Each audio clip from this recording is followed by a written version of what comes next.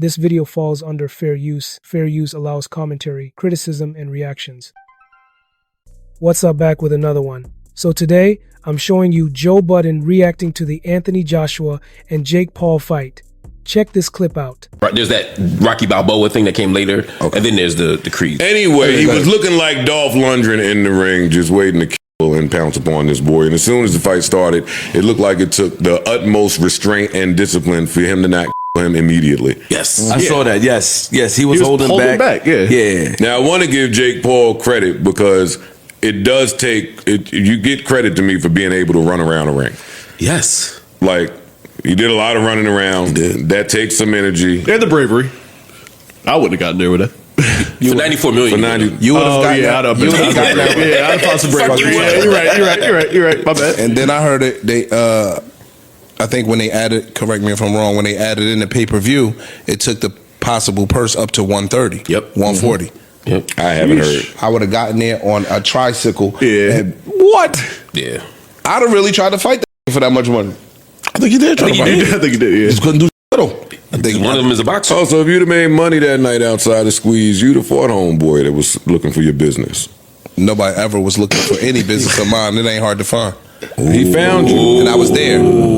But you wasn't getting paid, so that's probably why. Wait, hold on. What happened in front of Squeeze? Nothing. A lie Joe about to make up. Go ahead, though. I'll let you do what you do. No, I've told this same lie a million times okay, on the thank show, you. so we're not going to keep rehashing. I'll tell you on the Patreon. Okay. Yeah, I'm not going to call it brave. He made a lot of money. Yes, he made a lot of money. Fair enough. I didn't check. I don't know the laws, but is it true that they're saying Anthony Joshua is getting taxed in the United UK States and over here? Yeah. Oh, of course. yeah. No, that's what happens in sports and art. Yeah. And like when I worked in And entertainment. No, Yeah, when I worked in the city, And I was working in entertainment. corporate. You pay New York state tax and you pay New Jersey state tax. Hey, yo, guess what? Guess where Jake Paul live? Puerto Rico. That's how much tax he pay. Yo. Just the federal, right? Because in Florida, you don't pay the state tax, right? So he's just Or paying Texas. In Puerto Rico, I think it was like 2% or some shit. That's why. That's why it's Puerto going. Rico. I'm sitting trying to figure out And you gotta live there for about like 6 months out of the year, and then 6 months in a day. Okay. Yeah, 6 months in a I day, make that yeah. happen. People could do that in a breeze. Yeah. a heartbeat. I know a lot of New Yorkers that do that. Yeah. Yeah, in a heartbeat. Because what? So if they find out that you're not living there, they'll just reverse everything and charge you. You hit the New York taxes, yeah. Or whatever your local state is. But on the bravery shit, though, I mean, again, 94 million makes it less brave to me. Sure. But after he caught that first one in his face, he was still boxing. Like he was. There's still something to be said about Jake Paul fighting, taking punches. Is all He I'm wasn't saying. really boxing. And I thought Jake Paul would have been in better shape. That surprised me. He really wasn't in good shape, bro. Like he was winded and all of that shit after the first round. Like, because you know, boxers, when they mouth start, like they winded. He wasn't in good shape. I think he just got in there on the money grab. I thought he was taking it more serious than that. I thought he was drunk. Side. I was like, is this nigga hungover or something? Yeah. Fuck, like he can't even stand. Like, he couldn't stand up. Like that. I thought He also got knocked down quick. I was about to say, he got knocked down. Nah, but He some was of them, falling, it wasn't bro. even, as soon as he started swinging, it's just like I dove at his leg. Like, Yeah, yo, he just. That was shit that made it look like a stupid, like not a real fight to me. Because I turned on the fourth round, I saw him catch a couple body shots. Like, he caught one to the face, I think, in the fifth, and he was still boxing. But then he kept dropping to the. Bro, he and was I doing couldn't that figure out why the ref first round. didn't stop the fight.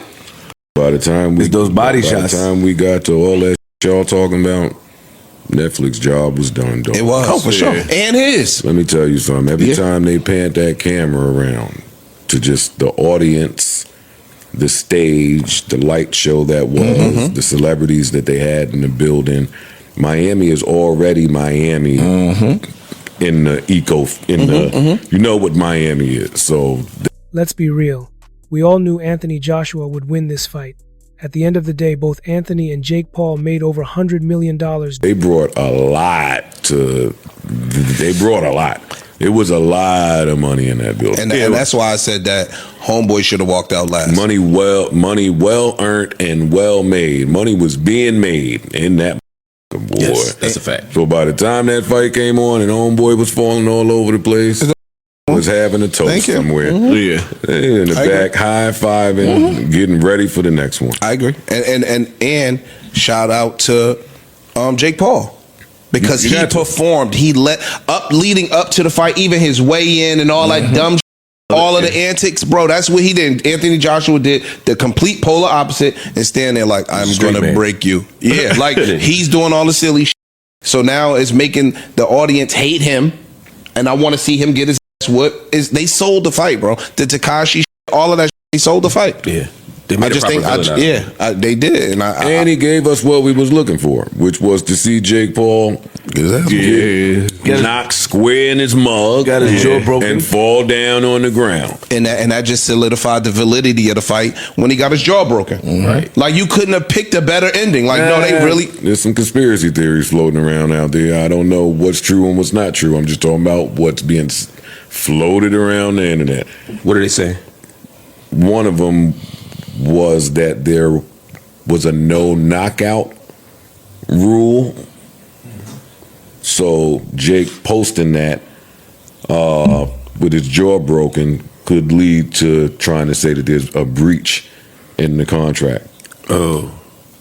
I don't know if that's true or not. I could be spreading propaganda, but that is something that's been floating around on the internet. How do you put a no knockdown rule in a non-exhibition fight? Not just that, we punching each other in the face. Right. Like, Jake Paul hit him with a nice overhand right one time. Yeah. What if I would have fell out?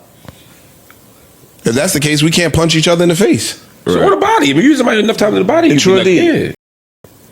That punch that he gave that boy, He really hurt. Dog, they showed his mouth. His teeth was moved over. Yeah. Then I saw another compilation vid that said Anthony Joshua's favorite punch, the same exact punch that he hit Jake Paul with, but he hit 30 other people with this same punch when he got peeved. When something was going on, he was pissed. Mm-hmm. Yeah, he hit him with that same little to the body, to the left, to the chest, long armed, strong strength to the face, and it worked 90 times. He knew he had the punch. He smiled. He knew. It was just like, all right, I'm tired of you now, and you, whatever you just did pissed me off, and let's end this. It's night. Knowing I know it wasn't really exhibition, and it was a little bit more when he was falling. He was punching that on the ground. Yeah, but he was holding back on a lot of them. Yo, you're not supposed to hit him on the ground. Like, he was like, yo, get the like, you know what I'm saying? He started getting frustrated, like, get the off me. You know what I'm saying? Like that. And I was like, oh, all right, nah, this is something different. Hats off. Yeah. Indeed. Hats off to those gentlemen. It was entertaining. Anytime Netflix does that, for me, it's entertaining to see on a Saturday night. True. Friday night. What's up? So what are my thoughts about this? Here's the thing. When you look at this breakdown, the main takeaway is how expectations shape the way people react afterward. Anthony Joshua coming out on top makes sense to a lot of fans because of his background, his time at the highest level, and the discipline that comes with years of elite training. When someone has spent so long in professional boxing environments, it shows in fundamentals like timing, conditioning, and staying calm under pressure. That does not mean the other side brought nothing to the table, but there is a clear difference between stepping into boxing as a primary craft versus approaching it from a different lane. Joe Budden's perspective highlights how fans often get caught up in hype, but boxing usually has a way of reminding people that experience matters.